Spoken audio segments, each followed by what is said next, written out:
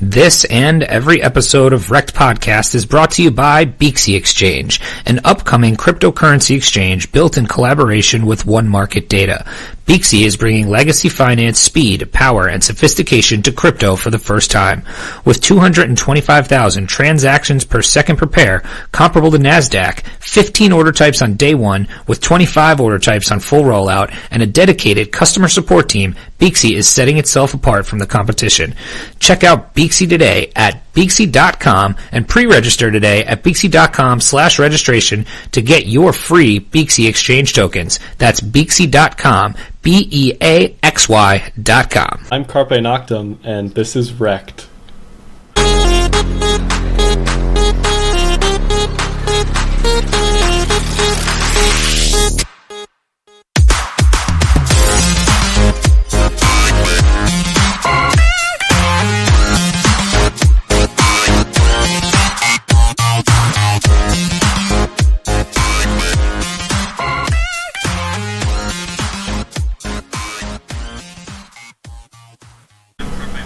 Hello and welcome, everybody.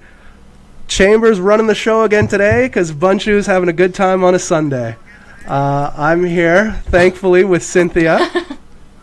How you doing, Cynthia? Happy belated birthday. I'm here. It was I'm your good. 24th birthday? Yeah, thank you. I went out last night for my birthday. Oh, honey, I wish. Oh, that's all right. I'm still 33. The third anniversary of my awesome. 30th birthday. You have some drinks last night? You guys go out or what? 9 or 5 Just drinks? a few, like 9 or 5 drinks and some shots, and yeah, that's what I say when I don't want to say the actual number. It's just 9 or 5. It's all right. Was it a late? I'm feeling okay though. Surprisingly, not too. No, see, we left early because I have kids, and I don't like staying out late when we have a sitter. So we usually go out early and come home early, and so yeah, it was an early night. We got started at like 4, and I was like in bed, passed out at 9:30. I have yet to get a babysitter. Well, I got a couple of kids. Well, see, the beautiful part is when your kids get older. It was my stepdaughter who's 13.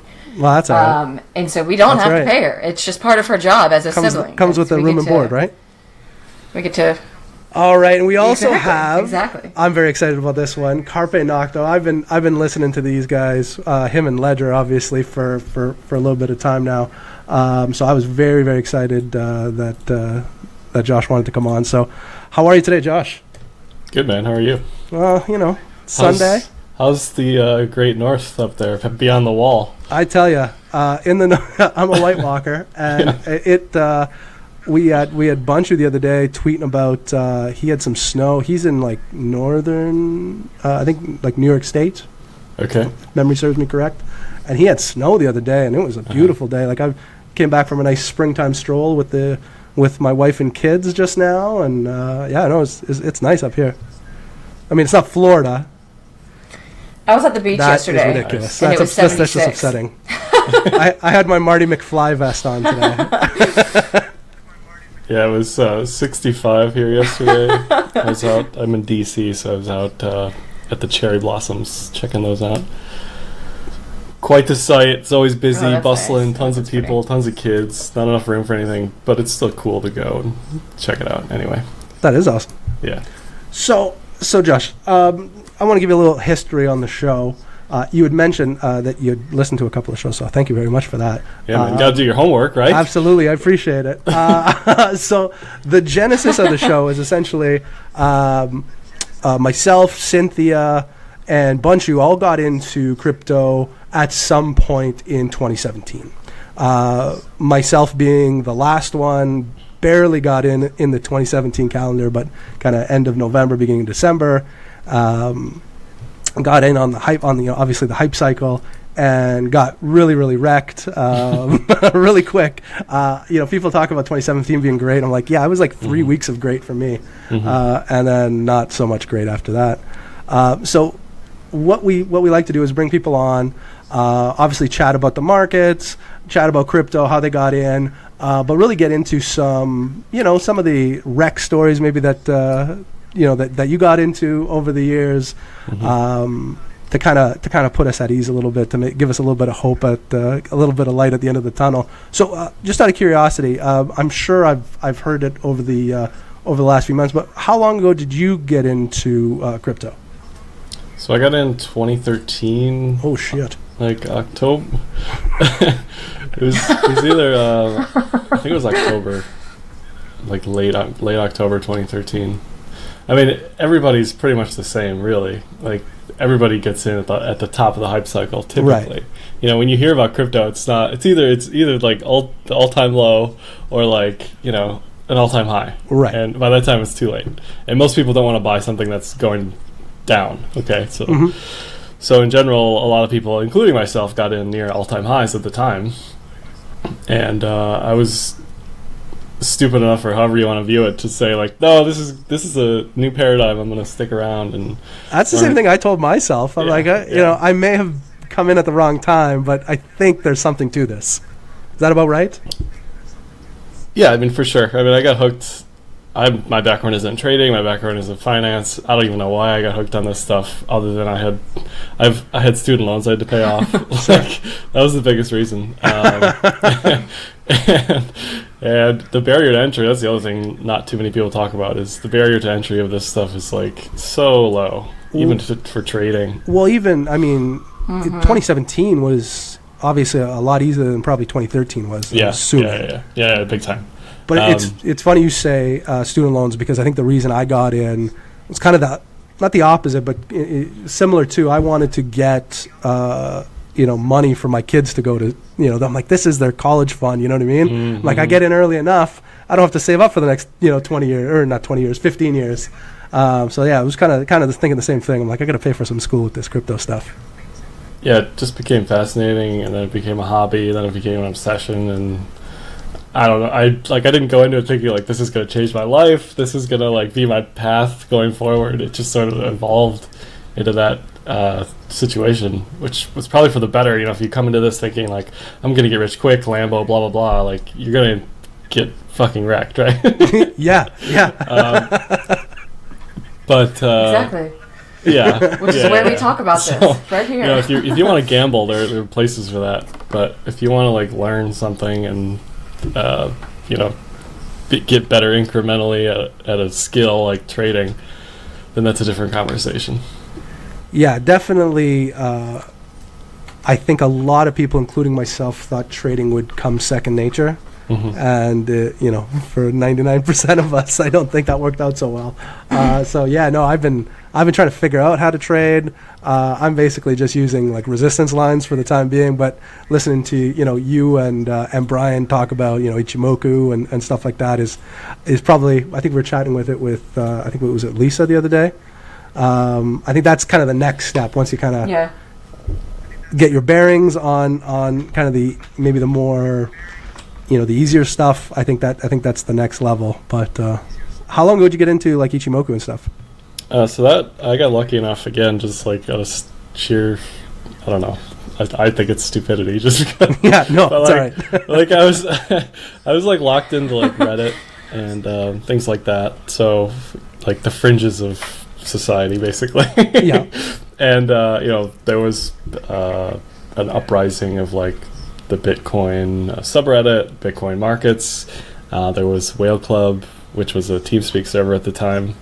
And all that helped me get like immersed in all this stuff very, very quickly. If you learn a language about anything, and trading is definitely a language, you got to immerse yourself in the situation. You got to expose yourself to as much stuff as possible. Immerse yourself, learn all the language, look everything up, Google everything you don't understand, and then the fifth time you hear Adam and Eve, you're like, oh, yeah, I know what that is. I think I can see it now. That's exactly, like, this is how I trade this. This is where my stop loss is. This is where my targets are, like, I can predict this stuff a little bit ahead of time so that I can begin to make money efficiently and reliably, Yeah, no kidding. It's definitely a process for me, because I don't think I've probably made a little bit. I think I've made more Bitcoin. I usually trade in BTC pairs, so I'm definitely making more Bitcoin. I don't know if I'm making more USD. Maybe in the last couple of weeks, but I know. I was going to say, just listening to the last, like the Ledgercast. I was going to say, I think it was you that was more into, I'd say, the top 10, where Brian was a little bit more, kind of those mid cap bags. Mm-hmm. Is that where you like to play around the most? Yeah, I mean, I've never been massively into alts. Yeah. I don't know. I really don't know why. A lot of the times my lack of trust has cost me money, because I'll see stuff like setups or whatever on all these coins and just be like, there's no way I can enter that just based on what I know about the project and the people in the project. And just the fact that the fundamentals are such trash, and that really hinders my P&L sometimes. But in the long term, I like to think that I'll be okay. I would tend to agree with that. Like I feel like a lot of people treat alts like penny stocks, which is what they are really anyway. Oh yeah. And you're buying a scratch off lottery ticket most of the time. Yeah, I think I've kind of transitioned into getting as many low cap bags as possible, and just kind of buying stuff that's completely bottomed out. And if 1 out of 10 can be successful, I think that'll work out okay. But we'll wait and see. We've had a couple of people on that have had that technique to some pretty good success. So we'll see if it works for me too. Yeah, I mean, there are definitely strategies that you can deploy to become successful at that. None of them involve like being emotionally invested in a project, which a lot of people do to these alt projects. Or they see something randomly go up, like ETC, for example, Ethereum Classic. Yeah, that just went up today. Yeah, and they're like, oh, this is the great technology. Like, it went up because of XYZ reason, and like in reality, it probably went up because it was illiquid, and the reasons. Not that it matters. You made money, whatever. But right. Like, don't kid yourself here. Like, yeah. Don't. This is not life changing stuff. Right. This is right. No, that makes total sense. So let's get into your. Obviously, you've had. I think it's almost 6. We're going on 6 years in the market. Uh-huh. I have to imagine, even though you've again not got into alts too often, you've stuck to your bigger pairings. You must have made some poor decisions at some point. Can we talk about some of your crypto REKT stories? Yeah, I mean, a couple of months ago, probably. I tried to diversify, which it's funny because all these people are like, "Oh, you need to diversify into alts to smooth out the risk or whatever." Like, that's the exact opposite thing you want to do. Right. You do not want to diversify.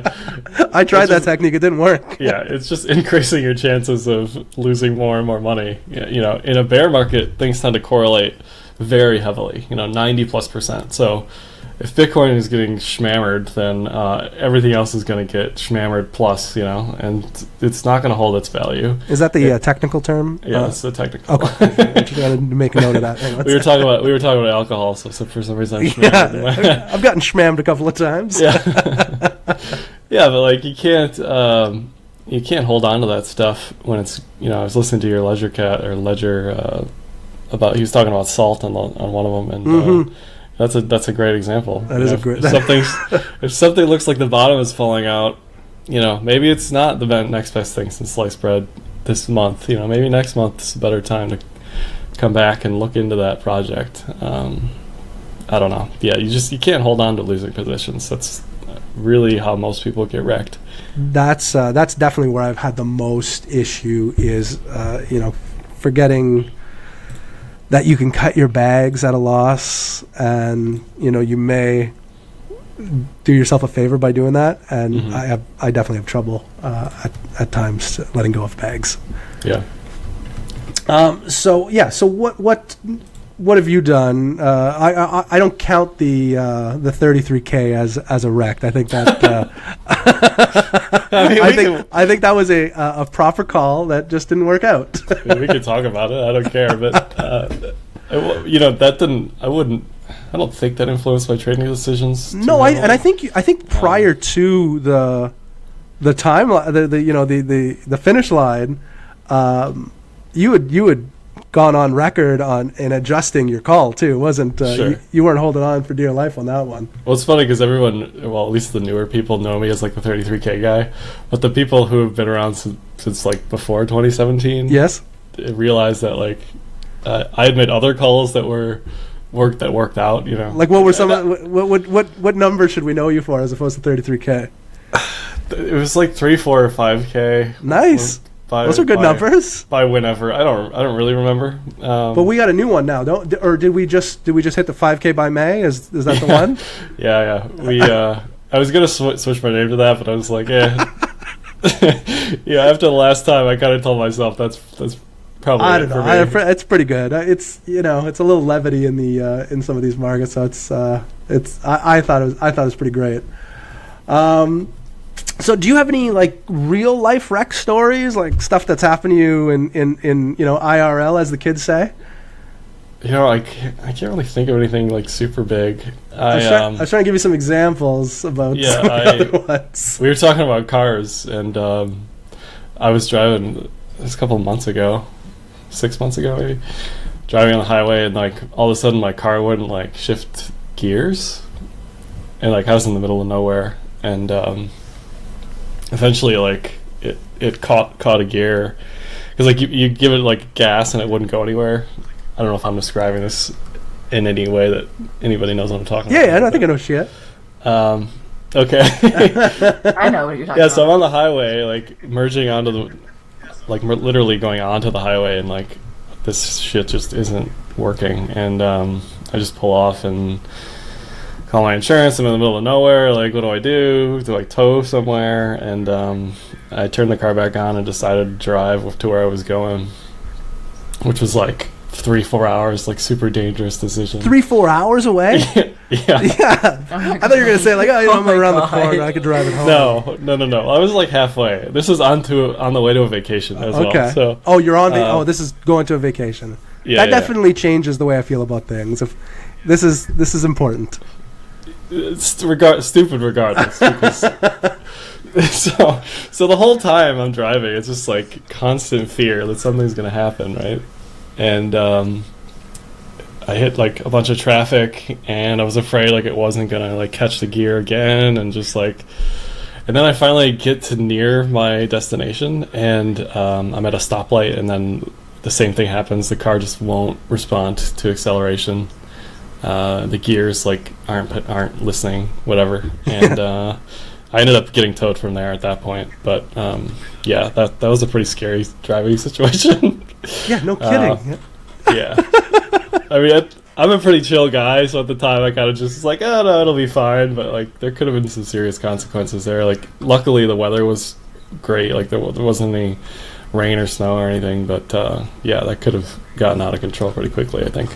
Yeah, over the years, I've definitely looked back. I do a lot of driving. When I moved, QEW.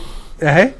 QEW? Did you drive the QEW? I do drive the QEW. Yeah. Yeah. The 401 and the QEW. Yeah. So yeah, over the years, I do. I've done long treks in the car, and I've made some poor decisions. Like I remember, where I live now is about 11 or 12 hours away from where my folks lived, and during Christmas time, like I live in the southern kind of most part of Canada. So it's, we still get snow, but it's not like where I used to live. I used to live in kind of one of the more northernmost parts of Canada. And Christmas time, we'd hop in the car, and at the time I had a job that didn't really allow for holidays. So I'd have like a 3-day window to drive, and I had my girlfriend with me, and we'd visit her parents and go to my parents, and we'd do like, I'll try to convert it to miles, but I figured probably about like 2,600 miles in like 3 days of driving. And we to save on time, we had left a party at like 9 o'clock in like northern Ontario, and after a big turkey dinner and like just maybe a glass of wine. I don't drink too much, but maybe a glass of wine, just some things that did not help me stay awake. And it was just the worst storm you'd ever seen, and we were driving about 6 or 7 hours. We're basically driving through the night to my in-laws at the time, or my future in-laws at the time, and we got in, And I'm like, what the hell did we just do? Like, we could have, easily died. There's a lot of moose and bear up in that neck of the woods. I mean, you hit a moose, you're done. So, yeah. Cynthia, you get any crazy driving, predicaments in your time? Like, any crazy? You have to camp out in a car or anything? I mean, the really honestly, the only terrible thing that's ever happened to me is when I was 19 and I was 9 months pregnant, and I was driving home from work by myself, and my car just went up. Yes, my car went up in smoke, like in the middle of interstate traffic, and I had to pull over to the side of the road. My car caught on fire, and it was because I had never changed my oil once in like the 3 years that I had owned that vehicle. Jeez. And my car was up in flames. That's rough. That's never happened. Cars can be, can be theaters for bad decisions. Yeah, one last driving thing. So I used to live in Rochester, New York. Yep. And my family's from Michigan, so I drive through Canada. That's why I'm going to say this guy's driven on the roads of the Great White North. Yeah, it's like QEW 401, 403, 402. You got it, man. That's right in my wheelhouse. That's so funny. You would have driven right by me. Yeah, Hamilton, all those places. I think it was 402 because it's like super dark on the way to Michigan. Yes, it is. Yeah, when you're crossing over and... it was like by Warwick, maybe. Yep. It was like blizzard conditions. And I thought for sure that was going to be the end of me, but I got lucky. That's funny. I actually had a bad experience on the 402 myself. I used to drive for work, so I'd go town to town. I was a rep for a company. Mm-hmm. And I hadn't gone to this town. The border town that we're talking about is Sarnia, where you cross over into Michigan. Yep. And I hadn't been to Sarnia for a couple of months. I'm like, shit, I really got to get there. Because the last couple of times I tried to go, snowstorm, they basically closed the highway and there's nothing you can do. Yeah. So, again, it was one of those days. And I have a kind of like a mini SUV. It's got all-wheel drive at the time. But I hop on. It's just a bad day. I'm like, screw it. I'm still going. Gotta go. I'll figure it out when I get there. And, I'm driving maybe 40 miles an hour and can't see anything in front of me. And then from behind me, there's like this big, huge SUV, and the lights go up on it. It's a cop. And they pull me over, and they're like, "Oh, you have to get off the road." I'm like, "No, it's fine. I can still drive. I'm good. I said it's for work. I got to get there." And they're like, no. The highway is closed. Like, apparently they closed the highway while I had been on it. Mm-hmm. And he's like, no, you have to get off at the next exit. And I'm like, I don't have to do what you tell me to do I? Like, in my head. So I'm like, okay, I'm going to start driving. So the next exit comes up, and he is right on my ass. I'm like, if I blow this exit, I don't know what's going to happen. So sure enough, I have to take the exit off. Long story short, the next day there's a report saying there's 33 cars trapped on the 402, and they couldn't get them out for 4 days. What? They had to snowmobile food and water to them. Shit. I'm like, man, that was almost me. I was almost 34. No. But yeah, no. So yeah, good. I like a good 402 Holy story. cow. That really made my day, Josh. That's awesome. I'll just say one more thing. Yeah. I used to drive a 97 Chevy Cavalier to make these trips, and quality automobile. they'd always ask me at the border, like, "Do you have fuel? Are you sure you're gonna make it?" Like, they were concerned for me. And one of the guys, one of the border agents, he's they look at your passport, and they saw that I was in another country for study abroad. And he goes, "Oh, that worked out, didn't it?" Like, giving me shit for my crappy car. Like, oh yeah. What, the border guy's giving you grief, throwing shade at you? I'm like, come on, what great decisions has he made being a border guard? Yeah, I was just like, oh, okay, well, see you later. Oh, that really worked out. Who's this guy, a comedian? Yeah. That's crazy. All right, so we'll move on. Let's get into the news.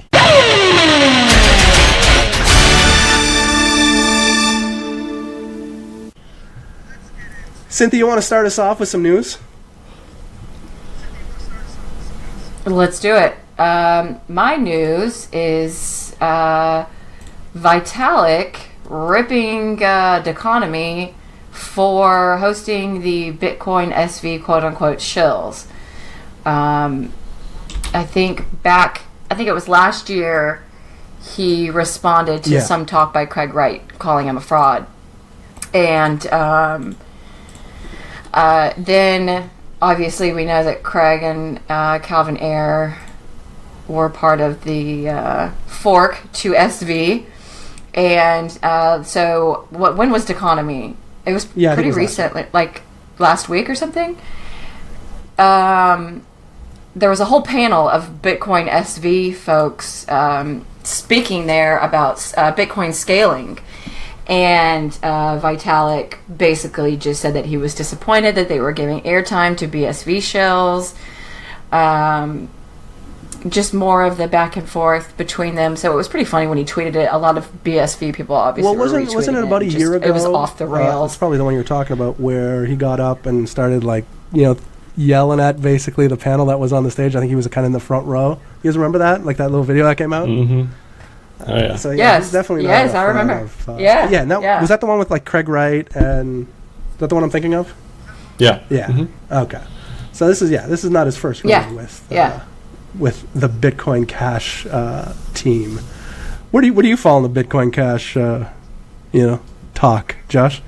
Me? Yeah. You a Bitcoin Casher, or are you a Satoshi's Vision, or an ABC guy, or just stay out of it in general? Yeah, I think both of the camps are pretty hilarious and very wrong about everything imaginable in every way. And the Segwit 2X people are in the same camp. Bitcoin Unlimited, Bitcoin ABC. I mean, being how many forks are there? My God! I've seen this scam so many times over and over again, and it's just they finally, not only do they have a fork, but they finally have money to put behind the fork for mining. They have all this propaganda to put behind it, and they suck these people in. And that's what I really never liked about it. Like when I first got in, I think Bitcoin.com was the biggest one. It's just okay, what is this Bitcoin Cash? I don't understand. And I think @Bitcoin on Twitter was owned by the Bitcoin Cash team, I think. Well, it was sold to. Yeah. Which is against Twitter's terms of service, but whatever. Interesting. Yeah, you can't sell. I mean, that's generally any platform that it's against their terms of service for you to sell accounts, sell names, blah blah blah. Interesting. Yeah. I actually didn't know that. Yeah. But so I know I was super confused. You're on Bitcoin.com, you're following @Bitcoin, and then there's all this talk about Bitcoin Cash. I actually never bought any, but I do remember having to do some research on it. I'm like, this seems fishy, and was very confused. I think I came in right around the same time as the Rager interview, when he was given the thing. I feel like that was real close to the same time as babies are he was dying. Freaking out. And I'm like, this is the Bitcoin Cash guy. I'm like, this seems suspicious. This is not the Satoshi white paper that I remember reading. Because if you don't know better, you're just this guy's passionate. This guy seemingly knows what he's talking about. He has all this credibility behind him. He's got knowledge in the space, blah blah blah. And it's the more you dig into it, the more you realize there's no there really. Exactly. So that's interesting. So I'll move on to my news article here. I thought this one was pretty good. Again, the time that I came in, this guy was kind of at the top of his game. Flashing his Blockfolio on Twitter.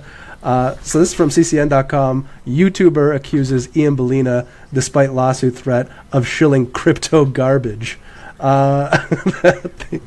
Can't really argue that. Love him or hate him, Ian Bellina is inarguably one of the most major influencers in the cryptocurrency space. While he has been relatively quiet of late, there was a time when Bellina was a regular figure in crypto news. With 145,000 Twitter followers and 115,000 YouTube subscribers, Bellina has access to major audiences. He appeared on mainstream media outlets like CNBC and Forbes discussing cryptocurrency price action in 2017. Belina has made millions as an influencer, investor, and entrepreneur. He grew his ICO investment portfolio from under 50,000 in May of 2017 to over 5 million, supposedly, by January 2018, posting regular screenshots as proof. Then disaster struck in April 2018. Belina claimed to lose $2.5 million in a hack.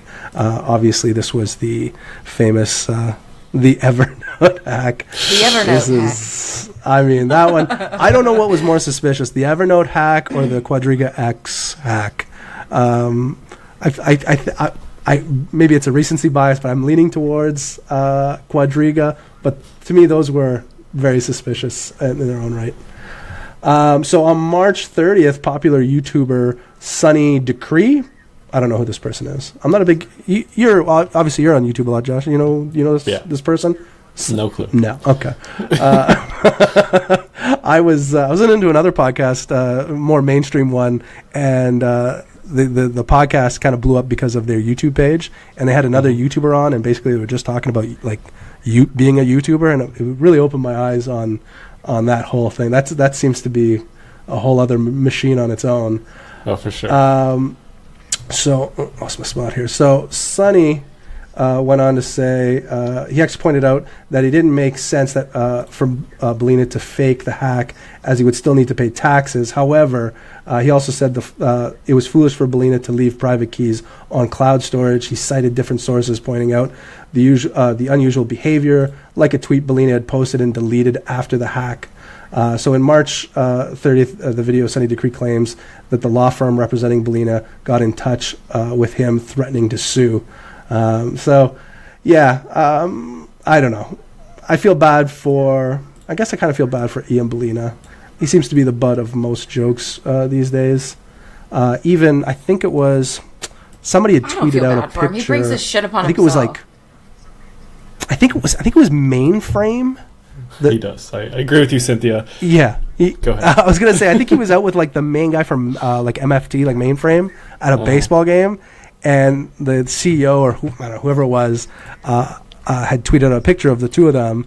And the backlash was, this was just like a couple of days ago. The backlash was awful. People were saying like, you don't need this guy. He's like, no, we're just going out to a baseball game. He's not a part of the team. He's not doing anything. I just know him. And so even just going to a baseball game with a guy can kind of drop the value of your project pretty significantly. Well, speaking of photos, I actually just read this morning that Belina apparently posted a story, like a picture on his Instagram story, with one of his business partners talking to CZ from Binance. And the caption was, "We're making moves, stay tuned," Sell BNB. Basically attaching themselves to CZ's name. No. Yeah, well, no. Attaching themselves to CZ's name for, some clout. Well, somebody tweeted the picture, tagged CZ, and said, "Hey, what is this about?" And CZ basically said, we randomly met in the public area of the Deconomy conference, and we were exchanging business cards and introducing ourselves, and that was literally it, and this guy is full of shit. So this is why I don't feel bad for this guy. He's a total scam artist. That's a I mean, I agree. So so we did the Belina hack versus the Quadriga hack. Do we have a vote on? Obviously, Mr. Nye has been getting a lot of negative press. Who's more of a shill, or who is more of a scam artist, the tree hugger or the cloud storage guy? I mean, it all stinks. From kind of does, down. right? It's just too much for me to even handle most days. Honestly, it's crazy. Nah, I think Shill Nye's my buddy. He does get a lot of grief. And I think he gets a lot. I mean, the tree hugging crystal shit so is much, a little though. silly. It's so much. But, it's so funny. But whatever. We all have a past and shit, and I don't think he is a scammer by any means. But Ian Belina is a straight up scammer. hiding behind big names, trying How much would to Bunchu be fake freaking out right now partnerships, during this like, he conversation? sells, He keeps us in check. We don't have these conversations right, when he's on right? the Yeah. We go guys, off these the are rails alleged when he's not claims, here. guys. Right. I Anyways, hope you listen to Bunchu. That's he's gonna be awesome. pissed I when he love it. hears If this. it doesn't sound right, if it seems like it's bullshit, it probably is, and I can't. It's the same thing with Supple Man, if we're going to start name dropping. All this bullshit, Ugh, it's just like, God, I don't he's have time to pay terrible, attention to this shit. And it's a shame that people get attracted to those Well, type of and people. you know what the problem is they do bring in a lot of new people, and Yeah. that's their first taste of that's how I got in. I think it wasn't the big name guys, but it was like a buddy of mine that was talking to me about BitConnect. That's kind of what made me start looking at Bitcoin to begin with. And I mean, he's not in crypto anymore, obviously. But yeah, he'll see like on my Facebook, like my personal Facebook where we're buddies. He'll see like there's like the podcast that'll come out, and he'll be like, "Are you still in Bitcoin?" Like, yeah, man, I got a podcast and everything. I said, I love it. I said, I think he ran away with his tail between his legs, but I was a sucker for punishment. What can I say? Yeah, I mean, it's not for everybody. It happens. That's for sure. No. Right. So, okay. Well, I think that does it for the news. We have called out people by name. That's okay. He should have been here. Sorry Should have been about here. you. Look, the thing is, like, I'm not Right? afraid to Yeah. No, take exactly. this either, but it's just like, I'm not here to, like, grow an audience or get a following. I'm No. just here to make money, you know what I mean? Absolutely. So it's like, at the end of the day, people Right. want to see more content from me in general, and it's just like, I'm here to talk about what I do because I'm doing it, not because I want Right. to make content, really, per se, you know what I mean? I enjoy doing it, don't get me wrong, but Right. Yeah, no, we were... then there's, I was on another show, and I could definitely feel that there was definitely more, brand. They were trying to stick on brand as there was a brand thing happening, and I was just like, oh, I Exactly. just like to talk and say things that are on my mind. But Bunchu is good for keeping me in check. Yeah, We're just more honest when Bunchu's but not here. we do need him around to balance us out a little bit. So we do miss him. It's All true. right, Sometimes so we do our get last completely little off the segment rails. here for you. We like to have a little fun. We don't like to just talk about crypto all the time. We were chatting before, and you said, you liked board games. And when we talked, I had to clarify to make sure we weren't talking about, we were chatting beforehand. We were talking about Candyland and Battleship. We're talking about the real tabletop games that adults play. Monopoly. So I have a new game. This has never been done before. The name of this segment is called Name That Game. So essentially, we're going to see how good you are at these tabletop games and how well you know them. So I'm going to give you 8 of the most nostalgic tabletop board games in the market, I guess we'll call it, or so I'm going to give you the description of the game, and you just name the game. All right, pretty easy. I hope You got to go We'll 8. see. You got to go 8 for 8, though. That's the trick. I don't know any Canadian board games. This is pretty from niche. But I'm pulling this from a very popular website, an American, American website. Okay, so no excuse is what you're saying. Exactly. No excuse. So, this description goes, probably one of the most entertaining, best board games that I've ever had the opportunity to play. This game is a strategic title that puts players in a role of railroad tycoon in the early 1900s. The goal is to build an empire that spans the United States while making shrewd moves that block your opponents from being able to complete their freight and passenger runs through various cities. Josh, name that game. Yeah, I have no freaking clue what that. All right. Oh, okay. This game is called Ticket to Ride. Ticket to Ride appeals to all types of players. This is a Thank you. Never heard of it. Hey, I don't know this game myself either. Okay. I'm just going from I the don't feel top so 8 bad. most nostalgic Okay. games. All right. Okay. I don't know this world that well. I know a few games. All right. I'm going to give you an easy one. I'm going to give you a chippy. to get the juices flowing. Okay. All right, this one's easy. This one's a slam dunk. I even know this one. This game is most likely a title that you've heard of before. With over 15 million copies sold worldwide, it's one of the most successful and best tabletop board game franchises of all time.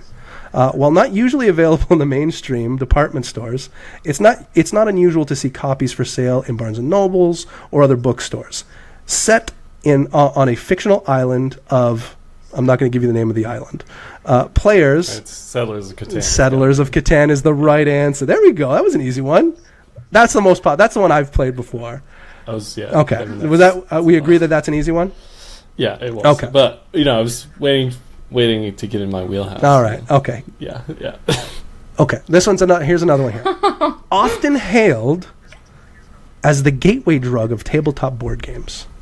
This game is a tile-based game where players compete to score as many points as possible by recreating the fabled French city of blank.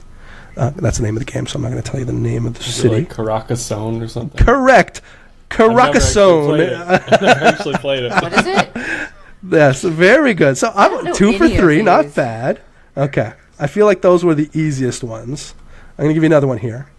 Where most board games usually pit player against player, the creators of this game designed a gameplay experience where everyone who's playing the game is working together to beat the board. Based on the classic Lovecraftian horror mythos, players work to battle and banish the ancient old ones like Cthulhu and the King in Yellow. As these creatures struggle to destroy the world, the players have to battle both insanity and physical attacks from supernatural creatures as they race around the board to try to save the day. Name that game. Several times that I cannot remember the name. I thought it was a Batman game, if that helps you out at all. But I don't think it has anything to do with Batman. As soon as I read it, I'm like, ooh, some sort of Batman game. I can't remember the name. The name of the game is Arkham Horror. Oh, yeah. So, nothing to do with Batman, as I It's a realized. super long game. The thing about those games is, like, I want to compete against the people that I'm with. Yeah, you don't want to partner. Yeah. So, I get it. That makes sense. Yeah. So, we're going to do one more. I feel like you're 2 for 2. We're going to put you on the right side of this contest. So, I want to make you walk away a winner here. 2 for 4, yeah. Okay. We want to go 3 for 5 is the ideal here. That's fine. So, as an answer to the horde of World War II video games that have been churned out ever since Saving Private Ryan hit the silver screen, this game is a card-based board game that seeks to recreate some of the historical assaults and battles that took place during the epic struggle between the Axis of Evil and the Allied forces in Europe. Requiring strategic play of randomly received cards, players maneuver their plastic army men across the map in an effort to achieve victory conditions of the scenario chose at the start of the play. With 15 different expansions, this franchise offers an incredibly flexible amount of gameplay options that are available to groups of 2 all the way to 8 commanders. Name that game. I'm going to guess Risk, but I don't know. No, not Risk. I feel like that would be like a common board game. This one is called Memoir 44. Oh, yes. All right, you know what? You know about as much of a board... Actually, no, I would say you know a little bit more about tabletop board games than I do. I think I would have gotten 1. You got 2. So I feel that was a pretty good game had you've had more knowledge on the board game world. No, That game was listen a here, bust. okay, Cynthia, Chamber, that what was are a you quality talking about? game. It was my contestant. My contestant He didn't know what didn't any of those produce are. as well as I was hoping. That was a bust. They can't I'm all be sorry. I winners. love I you, tried. bud, but that was... I feel like we might. I'm sure the listeners. That's what I'm saying. Correct. Like we might have some listeners yelling at the at their iPhones. Exactly. So we'll see. You know what? We'll, You're right. We'll let You're the right. we'll let the feedback Could speak be. for itself. So maybe Let's get Bunchu will feedback. have some tips for me in listening to this. Maybe he's a big board game guy. Who knows? All right, so that does it for our all the different segments that we have. We want to make sure we give you enough time to to plug and to talk about anything you're working on, any projects. I know you got a YouTube page that does pretty well for itself. Go ahead. Sure, yeah. Thanks. Well, thanks for having me. Thanks for reaching out. Thanks for connecting. I know it's tough as a podcaster in the biz myself to get guests to show up and all that shit it's a full-time job sometimes. It sure is. Yeah. It sure is. Yeah, so Twitter at Carpe Noctom, YouTube, search for Carpe Noctom, you'll find me. Just hit 24,000 followers on there. What? Thanks. Oh, funny story about cool. YouTube. I'm like, Very nice. So we put our podcast on YouTube. I think it's kind of automatic thing that just puts the audio out with some imagery. And I'm like, and like, as I mentioned, I was listening to that podcast, and they were just YouTubers talking about monetizing their YouTube page. Yeah. And I'm like, okay, let me see. Like, I don't think we're making any money on our YouTube page. I'm like, maybe there's something I'm missing. And so I watched like a little YouTube video on how to monetize, and it was just like, yeah, you need like 1,000 subscribers and 4,000 hours worth of basically watch time from those subscribers in like the last 12 months. And I'm like, oh, yeah, we're a little off on the numbers. Yeah, no. We have a little bit. I think nobody listens to us on YouTube hardly. We have a little over 200 subscribers on YouTube, so that we, there's a little bit there. But yeah, it's definitely not our main focus. Yeah, there's definitely some checkpoints. So you hit how many? 24,000. Can you give us 1,000 so at least we could, monetize our show? Like, what's really the difference between 23 and 24? I mean, with podcasts, I feel like people either listen on their phone or they listen on YouTube, and YouTube being the lower of the two. 100%, yeah. I don't ever leave my apartment, so I'm always on a computer. So I listen to YouTube, but I feel like. I don't think I've ever listened to a podcast on YouTube. I'd have trouble listening to audio only on YouTube. I don't mind. If I could see, obviously, if we did like a live, like we dabbled in doing like a live Twitch stream to put on YouTube and Twitch and stuff, and it's a whole mess. I listened to Joe Rogan for 2 hours before we started this with audio only off. Really, eh? Yeah. Who did he have on? Kevin Hart. Ooh, was it good? Yeah. It was good towards the end. Kevin Hart started shilling his vitamins. It was like, oh, really? That's enough for me. Oh, God. They make you grow tall. It's like, I can handle a lot of stuff, but when... Kind of like, what's-his-face shilling his beef jerky? Talking about their products. Peter Brandt? Yeah, Peter Brandt, yeah. Right. Peter Brandt has beef jerky? No, his son is like... I don't catch everything. Where have you been, Chamber? I'm on Twitter a lot. He was like doing sponsored posts about beef jerky. It's Peter Brandt. It's just funny. Some marketing thing for some beef jerky company. And, yeah. It's fantastic. Yeah. So 24,000. He's like, when I've had a long day of trading, I eat this beef jerky. You should try it. And everybody was like, oh my God, Peter. That's pretty good. Well, now that we have the rise of, nano and micro influencers, right? Everybody's trying to cash in. YouTube, check me out there. If you're a trader, I talk about trading. Ledgercast with Ledger Status, Brian. We have a podcast. And honestly, probably one of the best podcasts out there. If you really want to learn about crypto and trading, and not just hear shitty, tabletop board game quiz shows. It's definitely it's the only, since I used to listen to a ton of crypto podcasts, and then as we started doing ours more and more, I kind of I'm gonna throw shade. I think we're better than most that do similar stuff that we do. So I'm like, why am I going to listen to a subpar show when I can just listen to my own? And there are very few. Yeah, I throw a lot of shade out there. There are very few I listen to. One of them, and it's because you guys do something that's completely different and very, very good and educating, and I really like to listen to that one. I mean, you got to stay niche, I think, if you want to get popular. Mm-hmm. Not that we're trying to get popular, but no, I hear you. What we talk about what we do. We don't like deviate from that, and when you click that listen or play button, you know exactly what you're getting yourself into. Exactly. So there's that. Brave New Coin. I write 3 articles a week for them. Check those out. Those are highly informative, as well. I don't know. I write what I want to read, so Sure. it's not same thing with like, if somebody clicks on that link, they know what they're getting themselves into. Yep. So yeah, that's pretty much me. Awesome. And otherwise, I'm on Twitter 24/7. Except for in the DMs. I had to close the DMs a while back just because it's getting too much. I hear you. Yeah, I hear you. Yeah. Well, honestly, we want to say thanks for coming on. We had a blast with you. Hope you liked a different style of crypto podcast with us today.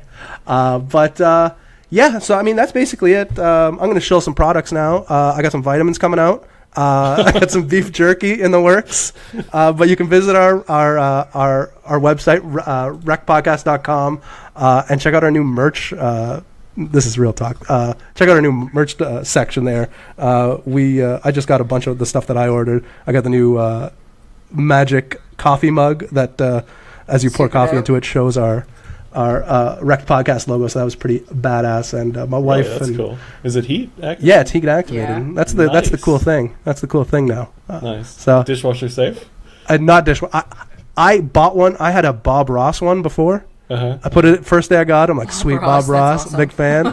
Put it in the dishwasher. That thing melted. So I have only hand washed mine. I haven't checked to see if it was dishwasher safe, but That's a deal breaker for me, not going to lie. just rinse it out. Just, you put a little coffee in there. That's all Rinse you it out in the have to do hot is water. rinse You're it out fine. when You're you're good. done. Yeah. I'm just joking. Well, we're gonna say just rinse it under some hot water. That's all you got to do. But anyways, again, thanks for coming on, Cynthia. Anything you want to add there? Nope. Just thank you for coming on. I was pretty excited when I saw your name pop up on our schedule, so glad to have you. Yeah, thanks. All right. Well, that does it for us. As you all know, don't get wrecked, and that is financial advice.